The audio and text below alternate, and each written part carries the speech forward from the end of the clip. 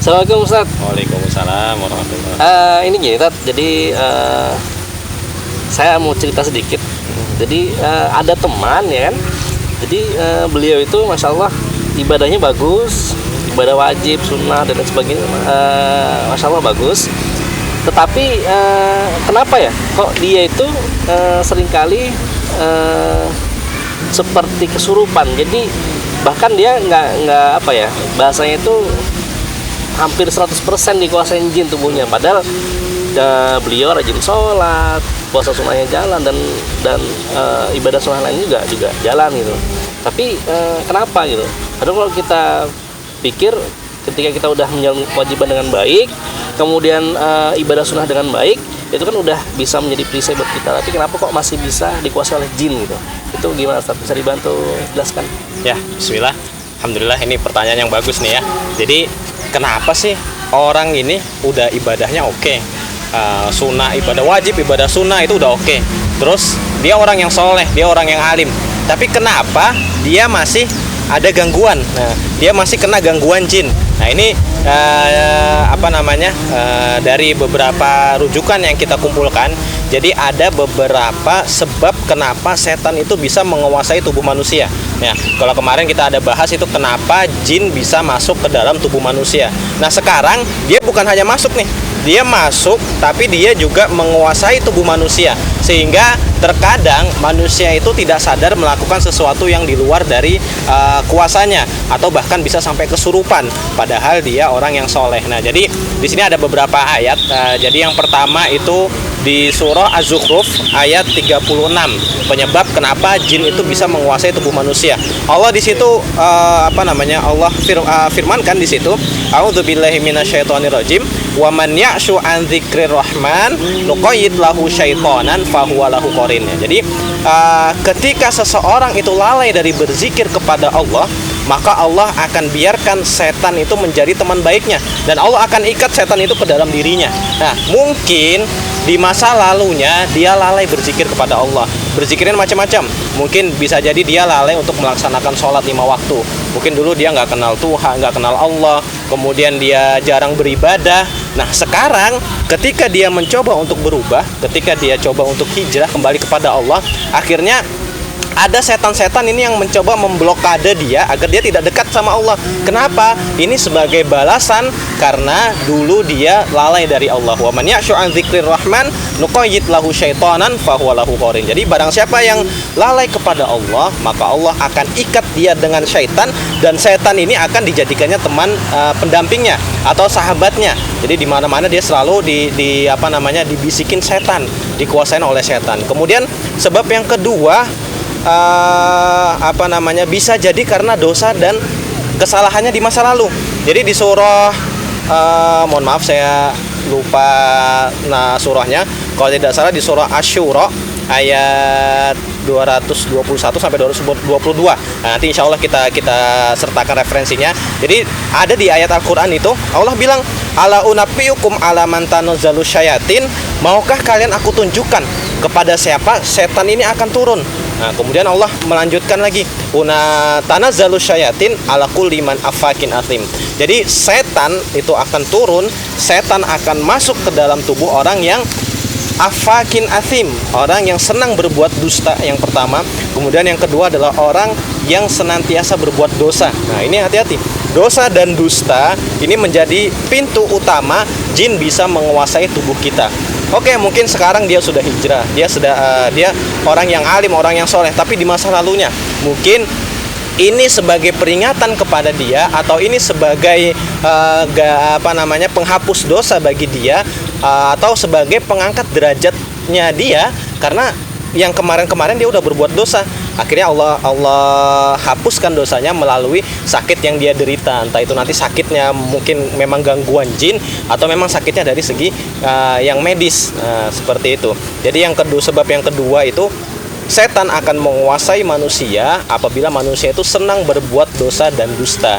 Nah, yang terakhir ini yang penting. Mungkin dia dari dulu dia orang yang baik, dari dulu dia orang yang soleh, orang yang alim. Dia kalau kita lihat mungkin nggak pernah sama sekali kecil dia untuk berbuat dosa-dosa yang besar aja enggak, dosa-dosa yang kecil aja dia selalu menghindari, apalagi dosa-dosa yang besar. Mungkin sebab yang terakhir adalah di ujung surah Al-Baqarah ayat 102.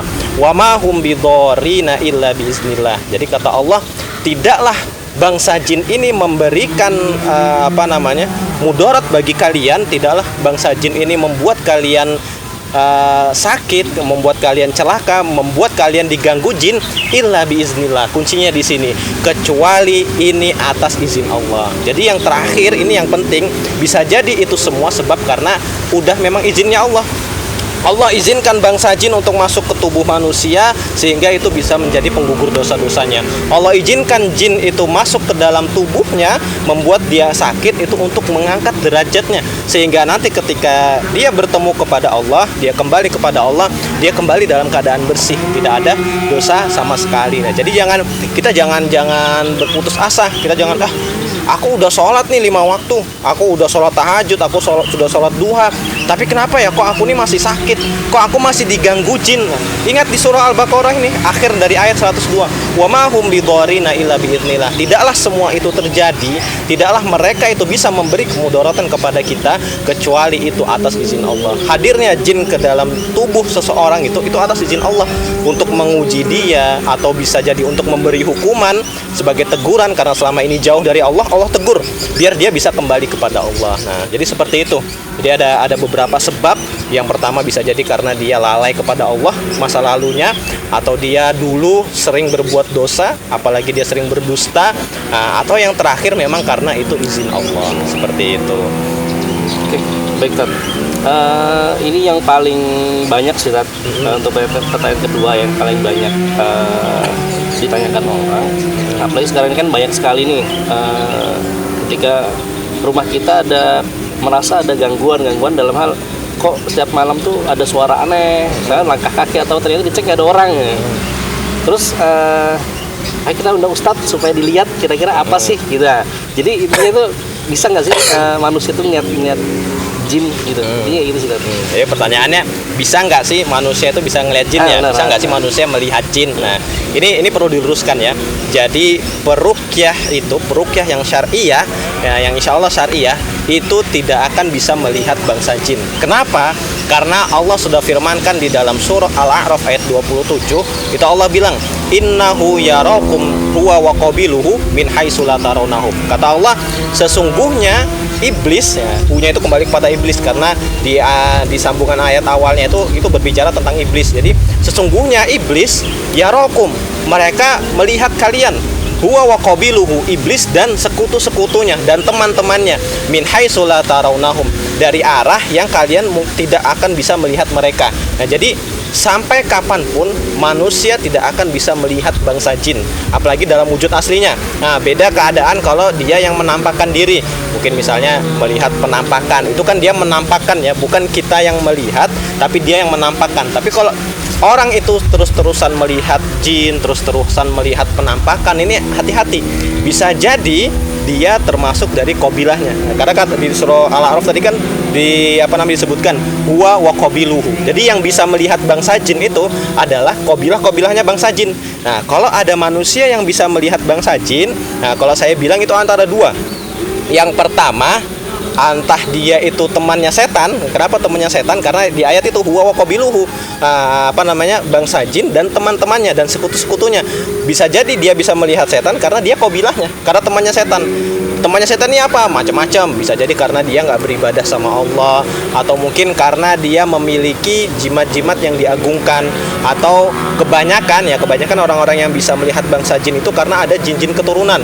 Nah, jadi ada dari nenek moyangnya, dari keluarganya yang di atas itu menurunkan keturunan jin itu tadi, jin nasab. Nah, akhirnya dia bisa melihat bangsa jin. Nah, jadi karena ada jin dalam dirinya, akhirnya dia bisa melihat jin, bisa melihat penampakan lah kalau orang bilang. Kemudian yang kedua dia hanya bohong. Nah, jadi antara dua aja. Kalau nggak dia qabilahnya setan, dia temannya jin, atau yang kedua dia bohong-bohong aja. Dia sok-sok seperti bisa melihat, biar dibilang orang biar dibilang orang ini orang hebat nih, orang sakti nih ya. Karena dia bisa melihat bangsa jin. Jadi cuma dua itu aja. Kalau nggak dia temennya jin, atau yang kedua dia hanya bohong. Kalau orang bisa melihat jin atau bahkan sampai peruqyah. Nah, ini harus diluruskan. Jadi peruqyah yang syar'i insya Allah semuanya tidak ada yang bisa melihat bangsa jin seperti itu. Berarti hati-hati juga ya kalau kita bilang ada ustadz ngaku-ngaku bisa lihat jin atau kiai gitu ya. Benar. Berarti perlu dihati-hati juga. Pertanyaan terakhir. Jadi tadi kan kita saya nanya tentang jin bisa menguasai manusia, kemudian manusia bisa melihat jin. Kemudian ada nggak sih amalan supaya kita ini benar-benar punya perisai pelindung supaya tidak diganggu jin? Nah itu gimana Ustaz? Ya. Jadi kalau saya bilang ini namanya benteng langit ya. Kita meminta benteng dari Allah, benteng dari langit. Itu banyak macamnya. Yang pertama, yang paling pasti itu kita harus mendekatkan diri kepada Allah. Karena semakin kita dekat sama Allah, semakin hubungan kita erat sama Allah, maka semakin Allah akan turunkan pelindung-pelindungnya dari langit. Entah itu nanti pelindung-pelindung dari malaikat, atau bahkan nanti pelindung-pelindung dari orang-orang di sekitarnya, melindungi dia bukan hanya dari mara bahaya yang tidak terlihat, bahkan mara bahaya yang terlihat pun dari kejahatan, begal, pencuri dan lain sebagainya, Allah akan lindungi. Kenapa? Karena dia udah menjadi kekasihnya Allah, dia udah dekat sama Allah. Kalau sudah Allah cinta kepada hambanya, nah insya Allah pasti hamba itu akan Allah jauhkan dari perkara-perkara apa yang dibenci oleh hambanya itu. Entah itu nanti musibah di dunia nyata, maksudnya yang terlihat, atau musibah yang tidak terlihat, gangguan jin. Itu yang pertama. Hubungan kita sama Allah harus kita perdekat agar kita mendapatkan cintanya Allah. Jadi cintanya Allah ini yang kita cari. Kemudian yang kedua itu dengan zikir pagi dan petang. Nah, jadi ada, kalau misalnya ada di di Android, saya selalu sarankan di Android atau di App Store di iPhone itu ada namanya aplikasi Apa Doanya. Jadi di Play Store atau di App Store itu ada nama aplikasinya Apa Doanya. Nah, di Apa Doanya itu ada nanti zikir pagi dan petang. Zikir pagi dibaca setelah subuh, zikir petangnya dibaca setelah asar. Nah, kata ulama, kalau nggak salah perkataan Imam Ibnul Qayyim, jadi barang siapa yang membaca zikir pagi dan petang seolah-olah dia menggunakan baju perang dari besi, baju dari baja. Jadi dia tidak akan Allah biarkan ada yang mengganggu dia. Kalau dia baca zikir pagi habis subuh, Allah akan lindungi dia sampai sore, sampai asar. Kalau setelah asar dia baca, Allah akan lindungi lagi sampai subuh. Jadi tidak ada kesempatan setan itu untuk mengganggu dia. Itu yang kedua, zikir pagi dan petang. Kemudian yang ketiga, dengan ruqyah mandiri. Nah, ruqyah mandiri ini sering kita ajarkan, simpel saja. Bacanya cukup Al-Fatihah, Al-Ikhlas, Al-Falaq dan An-Nas, tiupkan ke tangan, kemudian diusapkan ke seluruh badan dari kepala sampai ke ujung kaki. Alangkah baiknya dilakukan setiap selesai sholat 5 waktu dan sebelum tidur, agar bisa menjadi benteng. Semakin sering kita lakukan, maka semakin kuat benteng yang akan kita dapatkan dari Allah. Kemudian yang terakhir, memperbanyak membaca Al-Quran dan memperbanyak amalan-amalan sunnah. Kalau itu sudah dilakukan, insya Allah nanti Allah akan turunkan tentara-tentaranya dari langit, Allah akan turunkan benteng-bentengnya dari langit, sehingga Allah akan lindungi kita dari segala macam mara bahaya, baik itu dunia nyata atau gangguan jin, seperti itu. Cukup, alhamdulillah. Masya Allah, jawabannya sangat luar biasa sekali. Mudah-mudahan bisa kita praktekkan di rumah ya. Amin. Saya pamit dulu kalau gitu. Ya, baik, siap. Ya. Terima kasih banyak Ustaz. Jazakallahu khairan. Assalamualaikum. Waalaikumsalam.